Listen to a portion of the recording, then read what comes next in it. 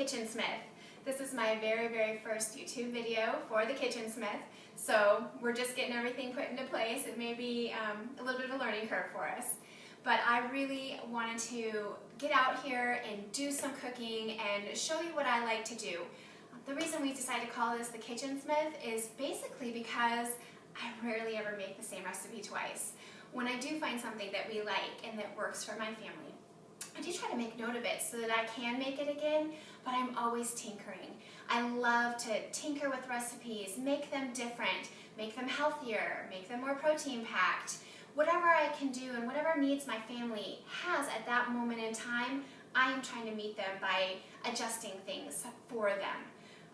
We have looked at all different types of diets, and I do try to incorporate a lot of different good, healthy, real foods in my family's diet. A lot of the recipes I'm going to start doing for you are going to have variations. So if you're paleo, I'm going to give you a variation so you can keep the recipes paleo. If you're gluten-free, I'm also going to give you recipes to help keep you gluten-free, dairy-free, nut-free, allergies. I am going to try to give you variations for most of these recipes. I won't always be successful in that, but by the same token, most of these recipes are going to be really healthy and something you're going to feel good about feeding your friends and family.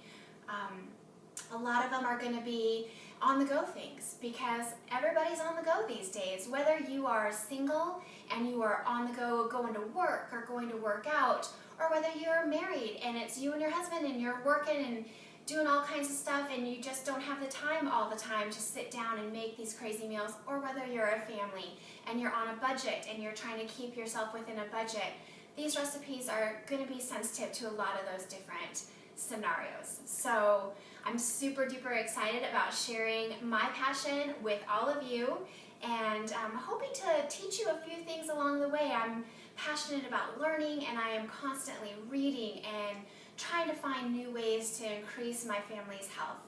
So when you come onto my YouTube channel to check out what recipes we're doing, I hope you have fun and I hope you learn something new every single time. Thanks so much, and let's get baking.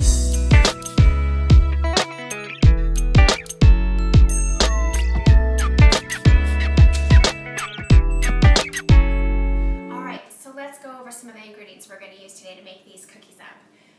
You can use either coconut oil or butter. Today we're going to use this Nutiva extra virgin organic coconut oil in place of butter.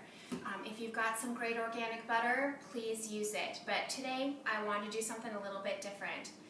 One of the other things to keep the moistness in these cookies is applesauce. And I like to use an organic, no sugar added applesauce just to make sure that the cookies don't get too sweet. And I am really trying to watch the sugar because I am feeding these to not only my husband who's working out, but to my kids who have a lot of the other sugary treats that they get, so they don't need any extra sugar on this. Today we're going to use almond butter on these cookies. So this is the almond butter that I'm going to use. It's a roasted, salted, creamy almond butter. So because this is salted, I am lowering the salt content a little bit of the recipe. Now, if you don't like almond butter, use peanut butter. If you've got peanut butter allergies, use sun butter. One thing I would tell you about the sun butter though is that the sunflower seed butter tends to make your baked goods turn green. Does it affect the taste at all? They're still delicious, but they will be a little bit of a funny color. But you know, play with the butters. If you've got other things that you like, cashew butter, try it out. There's all kinds of variations, and I will list these in with the recipe. You know, make these your own cookie. Make them taste the way you want them to taste. We are also using brown sugar for sweetener. I don't have the brown sugar out because it's just regular brown sugar. I haven't tried anything else in place of the brown sugar as of yet. So I can't really give you any substitutions for that. I might try making it with dates at some point in time, like spitting some dates up in my food processor, but I haven't tried it yet. If you do try that, please message me on my Facebook page, The Kitchensmith, and let me know how it turned out. I'm always looking for a way to cut that sugar out a little bit. Some of the seasonings that we're going to use today are cinnamon and vanilla. If you don't like cinnamon, again, try something different. Use ginger, cardamom, use a pumpkin pie spice. Whatever suits your fancy is what I want you to use. Make these cookies taste the way your family will like them. We are also going to do a gluten-free version of these cookies today. So I used a little Bob's Red Mill gluten-free flour, a little xanthan gum, about 1/4 teaspoon. If you are familiar with gluten-free flours, they don't have any binders in them. So because they don't have any binders, you're going to need to add a binder. So xanthan gum is what you're going to want to use. And for cookies, I use about 1/4 teaspoon. So I've already added that 1/4 teaspoon to my flour that I measured out. The recipe you can also use, it calls for flax meal or wheat germ. Today we're using flax meal because I didn't feel like toasting any wheat germ. So make it easy. And then the last thing that I was going to mention is that the recipe does call for eggs, and I'm out of eggs, amazingly enough. So we're going to do chia eggs today. I love chia seeds. We've only been using them for about 6 months, but they are just such a powerhouse, such a superfood that I encourage everybody to run out and get a bag and try them out. So to make chia eggs, what I did is I took a tablespoon of chia seeds and 3 tablespoons of water and mixed it up. Because we need 2 eggs for this recipe, I doubled that. But please try these chia seeds. They are so good for you. They've got great omega-3s. They really just give you a power punch of energy. As a matter of fact, the Aztecs used to use them for long distance running, and they were like energy food for them. So give them a try. There's a couple other ingredients. We're going to use some oatmeal, and then part of the ingredients is a 1/2 cup of liquid. Now you can use water, you can use almond milk, you can use coconut milk. Today, because these are going to be more of a breakfast treat for my husband, and he works out and lifts weights, I really wanted to amp up the protein in them. So rather than using plain water, I took a couple scoops of our favorite vanilla protein powder, mixed it with the water. So I've got like vanilla protein powder water that we're going to use in the cookies today. Just a note of caution, if you do decide to do that with your water, my vanilla protein powder does not have any artificial sweeteners. It's sweetened naturally, so it's really just a more creamy vanilla taste. It's not uber sweet. If you do have a protein powder that has artificial sweeteners, I would highly recommend cutting back some of your sugar, the brown sugar and or the honey, just because again, it will make these cookies super, super duper sweet. So those are the ingredients. Let's get to mixing. Alright everybody, let's get to mixing. So I already went over the ingredients with you, but I'll review them as we go. Now normally I would use an electric mixer or use my big KitchenAid stand mixer to whip these up, but because we're doing this and I don't want there to be excess noise, I'm just going to do it by hand, which you can do too. So don't feel like you have to have all these kitchen gadgets to be able to make this work. To start off with, we're going to start off with a 1/4 cup of coconut oil. And it's softened. It's not melted, but softened. And softened is plenty fine. It's just like the consistency of softened butter, like you would if you were making cookies, just regular cookies. So I put that coconut oil in there. Applesauce. Add the applesauce in there. And we're going to add our sweeteners. I have a 1/2 cup of brown sugar. And then I have a 1/2 cup of honey. Now the honey, you could probably also switch up in this recipe. I would say that you could use maple syrup if you love the taste of maple syrup. You could probably use brown rice syrup. I have not tried either of those options, but if you do try them, please let me know in the show notes if you tried them, or again on my Facebook page, The Kitchensmith. Alright, and then we're going to put in the almond butter. This is 1 full cup of almond butter. All in there.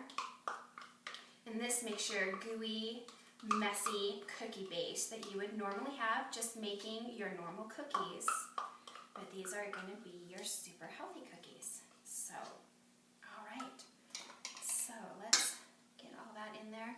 Now because the coconut oil is in there, I'm going to use a fork so that I can kind of mush it in with the sugar so that everything gets all smooth and that there's not a big blob of coconut oil in my cookies. And this doesn't take a whole lot of mixing. You just kind of want to get everything incorporated in there.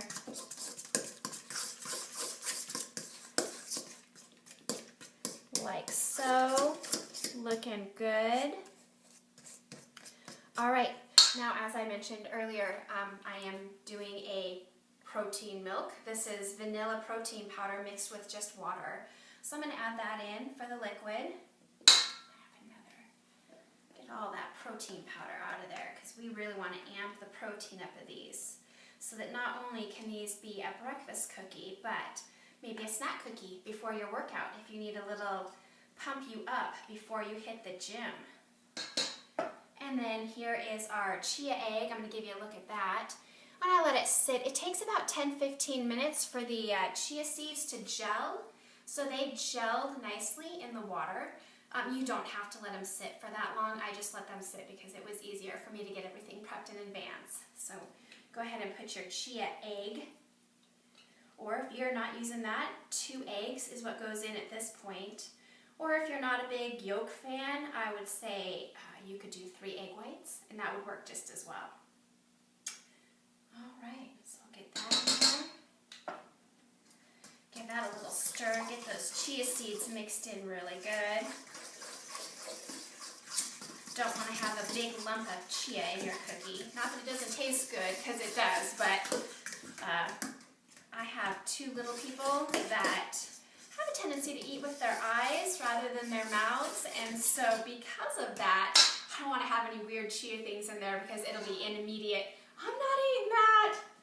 All right, now normally I would be adding in some vanilla at this point, and it's about a teaspoon for this recipe. I'm just going to add a splash because my protein powder was vanilla flavored, so I don't want to over vanilla the cookies.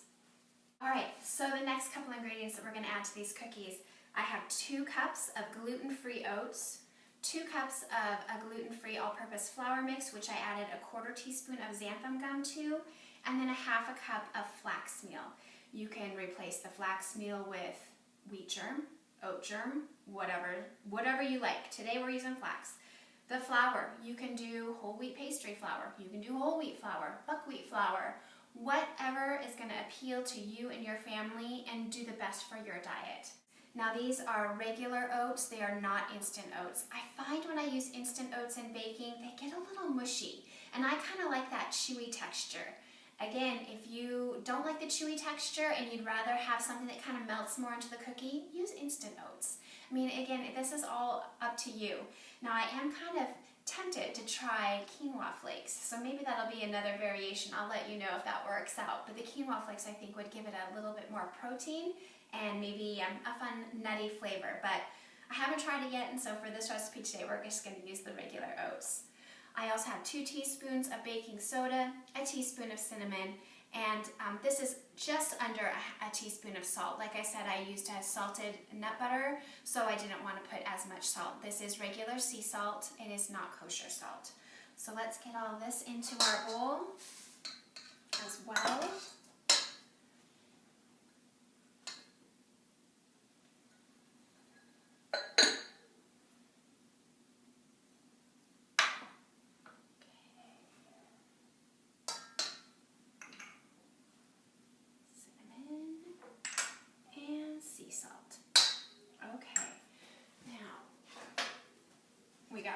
Of ingredients in here. So we're going to take out the fork because we don't need that anymore, and we're just going to fold all this in. Now the fun part's the part that's coming. This should come together like a cookie dough. It should be fairly stiff. It's not going to be a real loose cookie dough because of all the ingredients in it, but it'll make it easy for you to scoop out in nice portions. So this is what your cookie dough should look like once you get everything stirred in. It's pretty thick. It's a little sticky, but it's still pretty thick, just like normal cookie dough. Now here's the fun part. Here's where you can absolutely make this your own. The only thing is it's just keep your measurements the same. It's 1 cup. So you want to put in 1 cup of add-ins. Today we're going to do dried blueberries and sliced almonds. So we're going to do a blueberry almond breakfast cookie. You can do any variation that you might choose. We've got hemp hearts, craisins, dried cherries, raisins. If you're trying to get your little people to eat this, I know that my kids, if I have chocolate chips in it, pretty much it's a given, they're going to eat it. I really like to use the mini chocolate chips because it kind of gives you more bang for your buck. So I can use less mini chocolate chips, which for me means less sugar and less unhealthiness for them. So just something to keep in mind if you choose to do chocolate. The mini chocolate chips are maybe breaking up a chocolate bar into little bits. That way you get more chocolate flavor without giving you a lot more fat. So like I said, today we're going to do blueberry almond. There's about a half a cup of blueberries. And then about a good half a cup of sliced almonds. Now I've said this is a blueberry and almond one, so you could actually add some almond extract to it if you really wanted to get it super almondy. I will list at the bottom of the recipe some of my favorite flavor combinations. I do really like ginger and walnuts together, maybe with some raisins or craisins. So get crazy. Use what's going to taste good to you, but just keep in mind that, you know, this is going to be sort of healthy. We're going to try to keep it sort of healthy. So it is ready to go. I like to use a small cookie or a small ice cream scoop to scoop my cookies. That way it keeps them all even sized.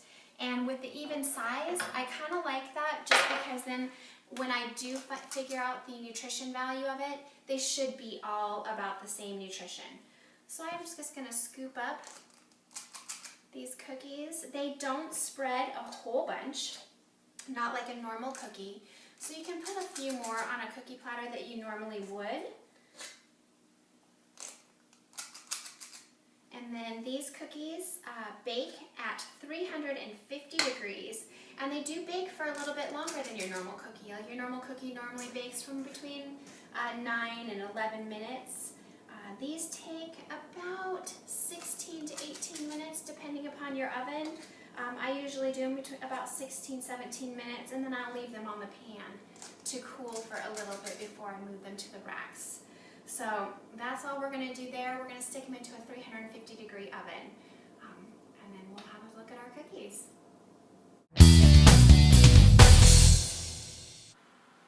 Alright friends, here are our hearty healthy breakfast cookies. These ones were in for about 17 minutes. My oven tends to cook a little hotter on one side than the other, so these ones are a little bit more golden than this side, but they are, should be a little bit crispy. Now one thing I did want to mention to you as well is that this recipe makes a ton of cookies. If you're just wanting to try it out and just see if you want to try some of these new things but without making a commitment to a ginormous batch of cookies, cut that recipe in half. In my house, we tend to eat these a lot. They go out for breakfast, they go into lunch boxes for snacks, we take them on the way to soccer practice, on the way to the gym. They don't last that long in our house, so that's one of the reasons why I tend to make a whole big ginormous batch. So just so you know, this does make a huge batch. One of the other things I might point out to you is if you do choose to make the larger batch, maybe take half the batter, put it in a different bowl, and do different add-ins in each one. That way you've got kind of two different cookies. So you could possibly do like a blueberry almond and then maybe a chocolate chip coconut or something for another group in your family. And that way, you know, everybody doesn't have to eat the same cookie from this ginormous batch of cookies. Typically between 16 and 18 minutes. Some ovens you might even have to go a little bit longer, but you do want them to be fairly crispy.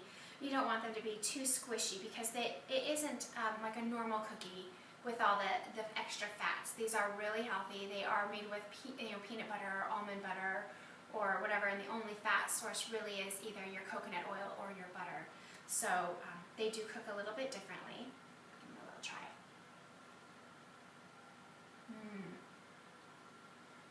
Almond blueberry cookies.